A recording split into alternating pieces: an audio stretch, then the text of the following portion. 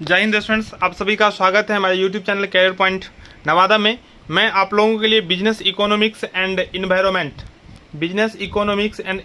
का VVI questions लेकर आया हूं, जो आपके एग्ज़ाम के लिए काफ़ी महत्वपूर्ण होने वाला है। मैं अभी आपको बुक से एक एक इम्पोर्टेंट क्वेश्चंस बता रहा हूं, ठीक है, क्योंकि आप लोग देखे होंगे जो ज़्यादातर क्वेश्चंस अब बुक से पूछा जा रहा है, डायरेक्टली गेस्ट पेपर से मिलता नहीं है। तो मैंने सोचा क्यों नहीं पहले आपको बुक से ही ख़त्म करवा दिया जाए, फिर आपको गेस्ट पेपर का भी क्वेश्चंस करवा दूंगा एक्सप्लेनेशन के साथ, ठीक है। तो चलिए हम आप लोगों को बताने जा रहे हैं बिजनेस इकोनॉमिक्स एंड इन्वायरमेंट का VVI क्वेश्चंस। अगर आपको अच्छा लगे तो वीडियो को जरूर लाइक कर दें, और चैनल को सब्सक्राइब नहीं किए हैं तो चैनल को भी सब्सक्राइब कर लें, और इसे अधिक से अधिक अपने फ्रेंड्स तक जरूर शेयर करें। पहला जो चैप्टर है वो है व्यावसायिक अर्थशास्त्र, ठीक है। बहुत सारे स्टूडेंट्स को चैप्टर का नाम भी पता नहीं होगा, क्योंकि आप लोग बुक लेते नहीं हैं, जो जनरली ट्रेंड है, कुछ ही स्टूडेंट्स बुक लेते हैं। तो मैं कोशिश यहाँ पे किया हूँ जो बुक से आप लोगों को पहले समझा दिया जाए। देखो, पहला जो क्वेश्चन है, यह परिभाषा व्यावसायिक अर्थशास्त्र में व्यावसायिक परिस्थितियों का विश्लेषण करने के लिए अर्थशास्त्रीय विचार पद्धति का उपयोग किया जाता है, किसकी है। मतलब यह एक स्टेटमेंट है जो किसने दिया है, यह पूछा है। स्टेटमेंट क्या है? अर्थशास्त्र में व्यावसायिक परिस्थितियों का विश्लेषण करने के लिए, अर्थशास्त्र में व्यावसायिक परिस्थितियों का विश्लेषण करने के लिए अर्थशास्त्रीय विचार पद्धति का उपयोग किया जाता है। अर्थशास्त्र में व्यावसायिक परिस्थिति का विश्लेषण करने के लिए किसका प्रयोग किया जाता है?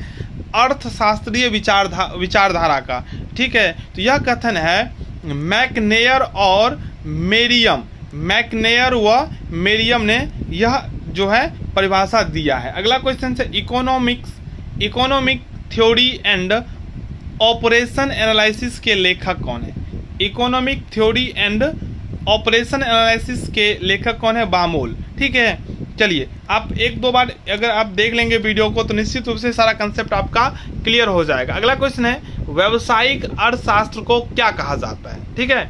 ये व्यावसायिक अर्थशास्त्र को क्या कहा जाता है? तो आपको जैसे ऑप्शन ये मिलेगा, फर्म का सिद्धांत ये नहीं होगा, उद्यम का अर्थशास्त्र ये भी नहीं होगा, व्यवसायिक प्रबंध का अर्थशास्त्र ये भी नहीं होगा, इनमें से कोई नहीं। तो अब बात आता है व्यावसायिक अर्थशास्त्र को हम क्या कह सकते हैं, ठीक है ना। बिजनेस इकोनॉमिक्स को हम क्या बोल सकते हैं?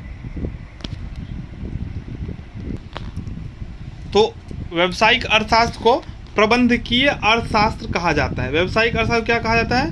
प्रबंधकीय अर्थशास्त्र, ठीक है। आपको समझ में आ गया होगा व्यावसायिक अर्थशास्त्र को क्या कहा जाता है?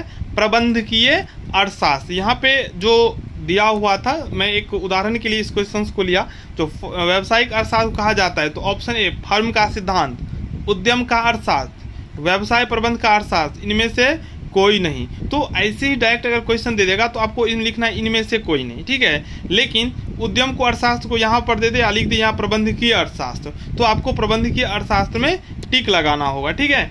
चलिए, अगला है व्यावसायिक अर्थशास्त्र के क्षेत्र में सम्मिलित किया जाता है। व्यावसायिक अर्थशास्त्र के क्षेत्र में किसको सम्मिलित किया जाता है? तो व्यावसायिक अर्थशास्त्र के क्षेत्र में मांग विश्लेषण को शामिल किया जाता है, उत्पादन एवं लागत विश्लेषण को शामिल किया जाता है, और पूंजी प्रबंध को शामिल किया जाता है। तो उपर्युक्त सभी इसका ऑप्शन दिया रहेगा वही होगा। आप अगर बिना कुछ सोचे समझे जाने अगर इनमें से सभी ऑप्शन दिया हुआ है और आप वो उत्तर दे देते हैं तो 95% आंसर आपका राइट ही होगा, ठीक है। फिर भी आप पढ़ के जाइए, जो होगा सिचुएशन के हिसाब से आप काम कीजिएगा। अगला है किसने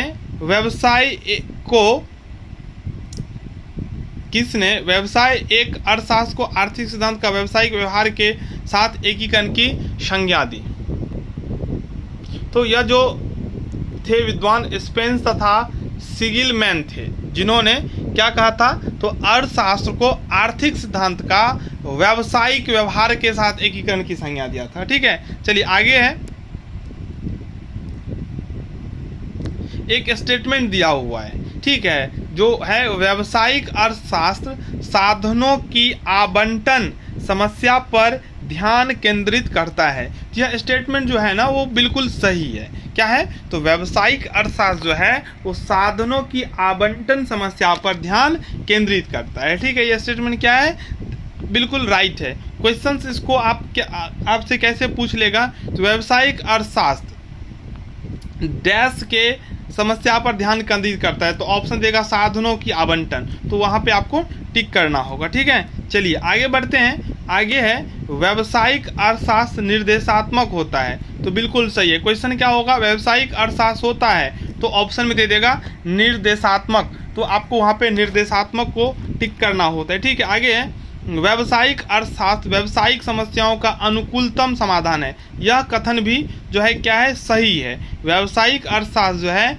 व्यावसायिक समस्याओं का अनुकूलतम समाधान है। व्यावसायिक अर्थशास्त्र क्या है, व्यावसायिक समस्याओं का अनुकूलतम समाधान। आगे है व्यावसायिक अर्थशास्त्र सामान्य अर्थशास्त्र का ही एक अंग है। व्यावसायिक अर्थशास्त्र किसका अंग है, तो सामान्य अर्थशास्त्र का ही एक अंग है, यानी कि व्यावसायिक अर्थशास्त्र और सामान्य अर्थशास्त्र दोनों एक ही हुआ। ठीक है, चलिए आगे है व्यावसायिक अर्थशास्त्र आदर्श अर्थशास्त्र का अंग है। यह भी कथन सही है। तो व्यावसायिक अर्थशास्त्र किसका अंग हो गया, सामान्य अर्थशास्त्र का, आदर्श अर्थशास्त्र का। ठीक है, चलिए चैप्टर अब हम 2 देखते हैं, जो चैप्टर है व्यावसायिक अर्थशास्त्री कार्य एवं कर्तव्य। ठीक है, तो आगे है इसका पहला क्वेश्चन है व्यावसायिक अर्थशास्त्री के कार्यों को बांटा गया है। तो व्यावसायिक अर्थशास्त्री के कार्यों को 2 स्तरों पर 2 भागों में बांटा गया है। व्यावसायिक अर्थशास्त्री के कार्यों को 2 स्तरों पर क्या किया है, विभाजन किया गया। आगे है